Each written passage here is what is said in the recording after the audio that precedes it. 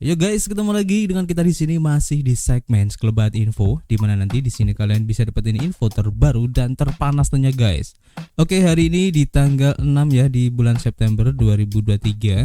Dan tidak bosan-bosannya, kita selalu ingatkan ya buat teman-teman semua untuk selalu mematuhi protokol kesehatan ya dimanapun kalian berada. Apalagi kalau di keramaian, karena di luar sana guys banyak sekali virus-virus dan juga penyakit yang mengancam kesehatan kita. Oke, kita lihat guys untuk global crypto market cap ya. Terlihat di sini dari data Coin Market Cap terlihat adanya kenaikan meskipun tipis banget ya di 0,15%. Dan tentu saja ini adalah efek kontribusi ya dari Bitcoin dan juga teman-temannya, dimana untuk Bitcoin dalam waktu 24 jam ini ya masih bisa dibilang sideways juga ya dari kemarin, perubahannya di 0,55%, kemudian untuk Ethereum di 0,25%, disusul oleh BNB di 0,86%. Dan kalau kita lihat di sini untuk perubahan altcoin sepertinya tidak jauh berbeda ya. Ada Solana dan beberapa altcoin yang lain yang masih hijau. Dan kita lihat perubahannya di sini sebenarnya tidak terlalu signifikan ya, perubahannya antara 0 sampai 1% guys. Selanjutnya kalau kita lihat perubahan yang terjadi ya, kalau kita lihat untuk Bitcoin dalam chartnya di sini terlihat untuk close candle kemarin sebenarnya bagus ya. Setelah koreksi sempat menyentuh harga di 25.573, kemudian naik guys dan sekarang berada di harga 25.700-an ya. Dan kita lihat aja semoga efek dari pola yang terbentuk di sini ya. Ini adalah pola doji dan ada kemungkinan untuk tekanan belinya ini lebih besar guys. Kita doakan aja seperti itu ya, atau bisa saja ini akan meneruskan tren untuk sideways tapi lebih ke turun sedikit ya. Dan perkiraan saya menuju ke harga sekitar 25.000 guys. Teman-teman semua yang mencari titik DCA bisa manfaatin harga tersebut. Oke, kita akan update lagi ya nanti untuk perkembangan harganya, dan kita langsung menuju ke informasi yang pertama guys. Kita lansir dari harian watcher.guru ya, dimana di sini diinformasikan bahwa X yang dulunya Twitter ya mendapat lisensi untuk transmitter baru ya atau pemancar baru untuk layanan pembayaran di Mississippi guys. Nah, ini menarik ya. Jadi X yang sebelumnya dikenal sebagai Twitter sedang dalam proses mencari lisensi regulasi ya untuk memasuki industri pembayaran di Amerika Serikat. Raksasa media sosial milik Elon Musk ini sedang mengembangkan perangkat lunak dengan tujuan untuk memungkinkan pembayaran pada platformnya. Setelah menerima 3 lisensi pemancar di Michigan, New Hampshire, dan juga Missouri, X mendapatkan lisensi baru hari ini ya di Mississippi guys. Dan ini menandai lisensi ke-8 untuk X di Amerika Serikat yang disetujui. X sekarang memiliki lisensi berikut ya di negara bagian terkait ya, yaitu di Arizona, Georgia, Maryland, Michigan, New Hampshire, Mississippi, Missouri, dan juga Rhode Island guys. Laporan sebelumnya mengungkapkan bahwa platform media sosial Elon Musk ini telah mengembangkan infrastruktur yang diperlukan untuk memasuki bisnis pembayaran. Sekarang lisensi pemancar ataupun transmitter terbaru untuk X memberikan akses ke negara bagian Mississippi. Visi Elon Musk untuk menjadi aplikasi yang bisa melakukan segalanya ya, ini perlahan-lahan berubah menjadi kenyataan guys, dengan aliran pendapatan baru yang berkembang di depan mata.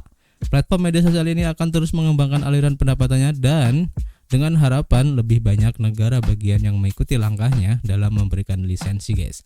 Jadi kita tunggu aja kira-kira seperti apa guys untuk perkembangan X menjadi platform media sosial untuk semuanya ya. Dalam hal ini adalah everything app.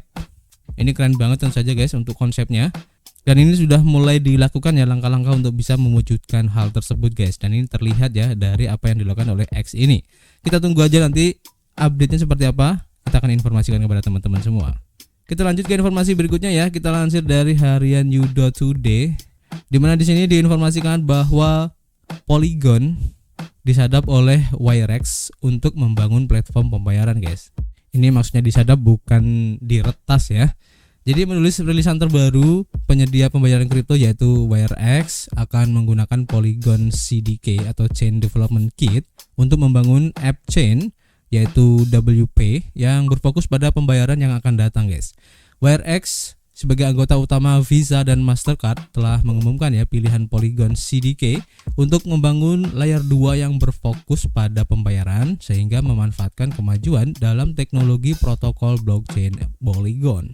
Polygon CDK adalah basis kode sumber terbuka untuk meluncurkan rantai layer 2 yang bertenaga ZK atau Zero Knowledge untuk Ethereum guna membangun layer 2 yang berfokus pada pembayaran. Salah satu pendiri Polygon yaitu Sandeep Nailwal membuat pengumuman menarik ya tentang Polygon CDK pada 29 Agustus kemarin dan menjelaskan sebagai paket perangkat lunak yang memberdayakan para pembuat untuk meluncurkan layer 2 yang didukung oleh ZK atau Zero Knowledge dengan fitur yang lengkap. Menjelaskan lebih lanjut tentang inovasi ini, Nailwal menyebut CDK Polygon sebagai evolusi Supernets yang memungkinkan para pembangun untuk menyesuaikan dan menggunakan rantai aplikasi mereka, guys. Dengan fitur tambahan dari teknologi ZK Polygon ini, para pengembang dengan demikian dapat dengan aman menggunakan Ethereum dan dengan lancar beroperasi dengan layer 2 bertenaga Zero Knowledge lainnya. Salah satu pendiri Polygon lebih lanjut mencatat ya bahwa lebih banyak platform layer 2 saat ini sedang dibangun di atas CDK seperti Immutable, Genesis Pay, dan juga AAV Gochi dengan lebih banyak lagi yang sedang dikerjakan. Kegembiraan sedang terjadi saat mainnet beta Polygon ZK EVM bersiap-siap untuk peningkatan besar pertamanya yaitu Dragonfruit atau Fork ID5. Dragonfruit membutuhkan peningkatan kontrak konsensus Polygon ZK EVM .sol dan sudah ada batas waktu 10 hari sejak 31 Agustus yang telah dipicu. Peningkatan Dragonfruit mencakup opcode EVM terbaru yaitu Push Zero yang membawa Polygon ZK EVM terbaru dengan versi terbaru Solidity versi 0.8.21 dan mempertahankan kesetaraan rollup dengan EVM. Push Zero adalah opcode atau opcode EVM yang terbaru yang disertakan dalam hard fork Shanghai, guys. Dragonfruit diperkirakan akan diluncurkan ke mainnet pada Minggu 11 September ya. Namun para pengembang atau developer sudah dapat menguji peningkatannya di testnetnya, guys. Keren ya yang dilakukan oleh Polygon ini, guys. Dan kita tunggu aja kira-kira selain WireX, kira-kira platform mana lagi yang akan mengintegrasikan teknologinya dengan ZK EVM dari Polygon ini. Dan ini merupakan kemajuan yang sangat signifikan ya dari Polygon, guys. Dan kita lihat aja nanti perkembangannya seperti apa, guys. Kita lanjut ke informasi berikutnya. Kita lansir dari Blockworks. Di sini diinformasikan bahwa Coinbase Layer 2 yaitu Base mengalami penghentian produksi bloknya, guys. Kemudian tim mengatakan perbaikan telah diterapkan ya, di mana pengguna di X yang sebelumnya Twitter ya dengan cepat menyadari masalah ini. Jadi jaringan lapisan kedua untuk Coinbase yaitu Base mengalami penghentian produksi blok pada hari Selasa kemarin. Dan menurut halaman status, tim Base mengatakan bahwa mereka telah mengidentifikasi masalah tersebut dan telah menerapkan perbaikannya, guys. Dalam postingan sebelumnya ya, tim Base menulis bahwa mereka sedang menyelidiki penghentian produksi blok ini. Pengguna mungkin mengalami masalah dalam mengirimkan transaksi dan mereka secara aktif menyelidiki dan akan memberikan pembaruan saat mereka memilikinya, guys. Masalahnya berasal dari produksi blok yang terhenti yang menyebabkan masalah pengiriman transaksi, dan menurut laporan insiden tersebut, mainnet dari Base terkena dampak yang menyebabkan kurangnya produksi blok. Pengguna di X yang sebelumnya adalah Twitter dengan cepat menyadari masalah ini dan menandainya, guys. Jaringan layer 2 yang dibangun di atas Stack OP Optimism mulai beroperasi pada awal Agustus setelah Coinbase mengumumkan rencananya untuk membangunnya pada awal tahun ini. Dan pada hari peluncuran, total nilai bridge ini melebihi 150 juta dolar, guys. Dalam beberapa minggu setelah pengumuman tersebut, Base mengumumkan lebih dari 140 integrasi. Blockworks sebelumnya melaporkan pada artikelnya ya bahwa Base telah sangat sukses dalam menarik volume dari transaksi lintas rantai dan aktivitas di DeFi. Tapi meskipun demikian ya, Coinbase juga meluncurkan layanan pinjaman institusionalnya ya, seperti yang dilansir dari harian Crypto Slate, di mana Coinbase meluncurkan layanan pinjaman institusionalnya dan perusahaan ini sudah mengkonfirmasi berita tersebut ya setelah pengajuan SEC untuk mengungkapkan rincian terbarunya, guys. Jadi Coinbase sedang dalam proses membuat layanan pinjaman institusional baru ya, menurut pengajuan peraturan dan pernyataan dari perusahaan. Seorang juru bicara dari Coinbase mengatakan pada Crypto Slate pada 5 September ya, bahwa Coinbase meluncurkan program pinjaman aset digital untuk klien perdana institusionalnya. Dengan layanan ini, institusi dapat memilih untuk meminjamkan aset digital ke Coinbase dengan persyaratan standar ya dalam produk yang memenuhi syarat untuk pengecualian peraturan. Pengecualian tersebut secara eksplisit menunjukkan ya atau memungkinkan perusahaan untuk menjual sekuritas dalam batas-batas tertentu tanpa mendaftar ke Komisi Sekuritas dan Bursa Amerika Serikat atau SEC. Pengajuan yang diajukan ke SEC pada 1 September menunjukkan ya bahwa Coinbase telah mengajukan pengecualian untuk layanan tersebut melalui anak perusahaan yang sudah ada ya, yaitu Coinbase Credit Incorporation. Pengajuan tersebut juga menyebutkan CFO Coinbase Alesia Haas sebagai individu terkait. Coinbase telah mencoba menawarkan berbagai program pinjaman yang dalam beberapa tahun terakhir ini guys, dan sebelumnya menyediakan layanan pinjam melalui Coinbase Credit Incorporation. Program itu memungkinkan pengguna retail untuk mendapatkan pinjaman tunai setelah menyetor Bitcoin sebagai jaminannya. Pengguna yang sudah ada dapat mengakses bagian dari layanan itu, tetapi tidak lagi menawarkan pinjaman baru. Coinbase juga sebelumnya bertujuan ya untuk menawarkan program pinjaman berbunga yang akan memberikan bunga kepada pengguna yang meminjamkan USDC ke Coinbase. Namun, program tersebut dibatalkan pada September 2021 setelah mendapat ancaman hukum dari SEC. Perusahaan membatalkan layanan sebelum diluncurkan dan tidak ada pengguna yang terpengaruh secara langsung. Coinbase saat ini menawarkan bunga 4% ya untuk kepemilikan USDC, meskipun penawaran tersebut berlaku untuk kepemilikan dan bukan merupakan bagian dari layanan staking atau peminjaman guys. Jadi kita tunggu aja kira-kira bagaimana tanggapan dari SEC ya untuk layanan baru ini, dan tentu saja jika disetujui ini akan bagus banget ya untuk perkembangan dari Coinbase itu sendiri guys. Kita lanjut ke informasi berikutnya ya, masih dari Blockbox, dimana di sini diinformasikan bahwa MetaMask guys ini mempunyai fitur jual untuk mengubah Ether menjadi uang tunai guys. Nah ini menarik juga ya. Jadi off-ramp fiat langsung hanya tersedia untuk pengguna di Amerika Serikat, Inggris, dan sebagian di Eropa ya untuk fitur ini. Jadi MetaMask Portfolio meluncurkan fitur baru yang akan bertindak sebagai pendamping fungsionalitas beli atau buy yang diluncurkan pada awal tahun ini.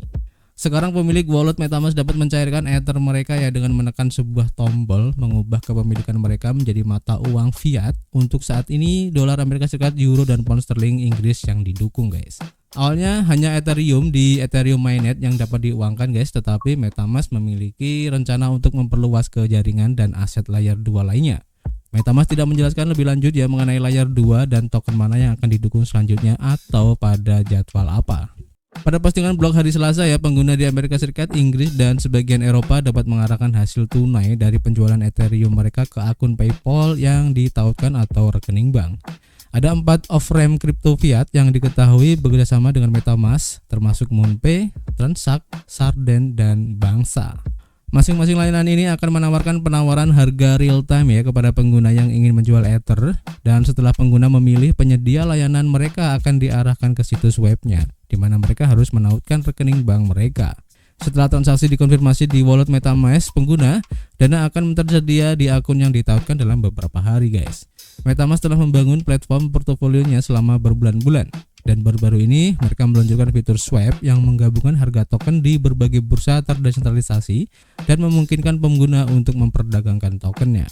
Meskipun akhir-akhir ini MetaMask tidak hanya menargetkan pelanggan retail, MetaMask meluncurkan platform baru pada bulan Maret untuk perusahaan dan institusi yang tertarik untuk mempertaruhkan Ethereum setelah penggabungan guys, atau The Boards.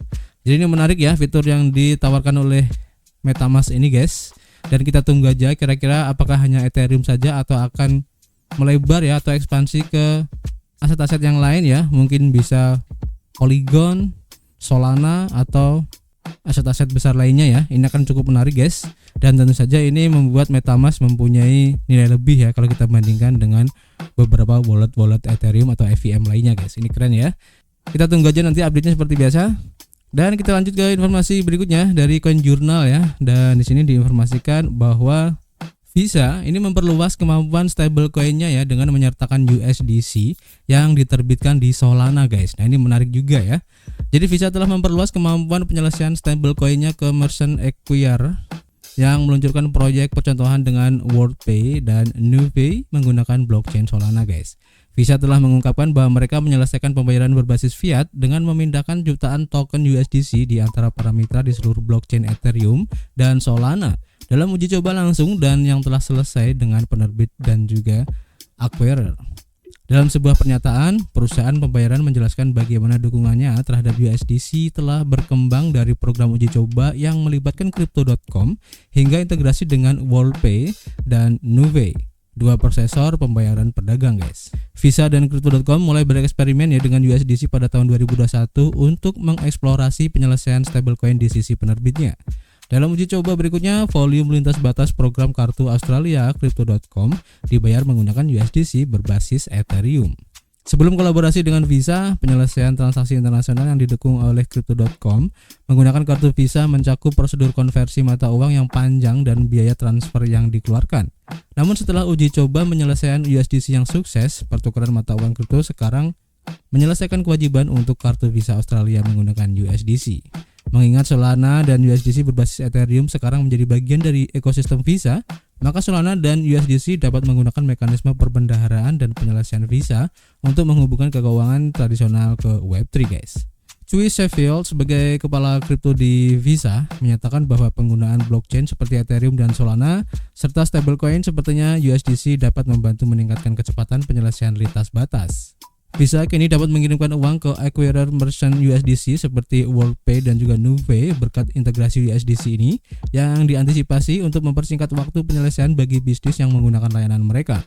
Dengan mengintegrasikan ekosistem fiat tradisional Visa dengan stablecoin dan ruang mata uang kripto yang lebih besar yang mereka layani, pemproses pembayaran dapat merutekan pembayaran USDC ke pedagang yang mereka layani. Menurut Jim Johnson sebagai Presiden WorldPay Merchant Solutions, kapasitas penyelesaian USDC Visa akan memungkinkannya memberikan lebih banyak pilihan kepada merchant untuk menerima uang dan mengelola operasi perbendaharaan dengan lebih efektif guys. Ini keren banget ya yang dilakukan oleh Visa. Dan kita tunggu aja guys, kira-kira Visa ini akan ekspansi lagi atau enggak, maksudnya akan memperluas lagi layanannya ya. Mungkin tidak hanya USDC, bisa saja menggunakan PYUSD yang baru launching kemarin ya, atau mungkin juga akan menggunakan USDT atau stablecoin lainnya. Ini akan keren banget sehingga akan memberikan pilihan ya bagi para customernya ataupun penggunanya ya lebih banyak, dan tentu saja akan mempermudah bagi para customer untuk mencari layanan yang terbaik buat mereka guys. Ini keren ya. Dan tentu saja efek dari hal ini membuat harga token Solana sempat naik ya, seperti yang dilansir dari harian newsbtc.com. Meskipun kenaikannya tidak terlalu signifikan ya. Dan untuk lebih jelasnya nanti kalian bisa cek sendiri di hariannya ya. Nanti kalian klik aja. Dan kita tunggu ya, kira-kira ada inovasi apa lagi yang akan ditawarkan ya dari Visa ini. Dan ini juga akan semakin menarik ya persaingan antara platform kartu kredit terbesar di dunia ini ya, yaitu Mastercard dan juga Visa untuk memberikan layanan-layanan terbaiknya guys. Dan sekarang ini kayaknya sudah mulai mengintegrasikan teknologinya ya dan juga layanannya di Web3 ataupun di teknologi blockchain ya. Dan ini pasti berhubungan dengan kripto. Ini akan cukup menarik guys. Dan ini mengindikasikan ya bahwa mereka sebagai dua platform kartu kredit terbesar di dunia ini sudah melihat potensi ya yang ada pada teknologi blockchain khususnya ya, dan juga kripto pada umumnya, bahwa aset-aset ini mempunyai potensi yang sangat luar biasa ke depannya guys, dan mereka tidak mau ketinggalan ya dengan perkembangan zaman saat ini guys. Jadi mereka harus bisa beradaptasi, merevolusi layanannya ya, dan sekarang sudah mulai banyak layanan-layanan baru yang ditawarkan kepada para pelanggannya guys. Ini menarik untuk diikuti, dan cukup ya untuk informasinya hari ini. Nanti kita akan coba update lagi guys untuk informasi-informasi selanjutnya. Nanti kita akan informasikan, dan seperti biasa kita masih menunggu ya kritik dan saran kalian di kolom komentar. Kita bisa ngobrol banyak di dalamnya ya. Dan tentu saja kita akan ketemu lagi guys di informasi berikutnya. Peace.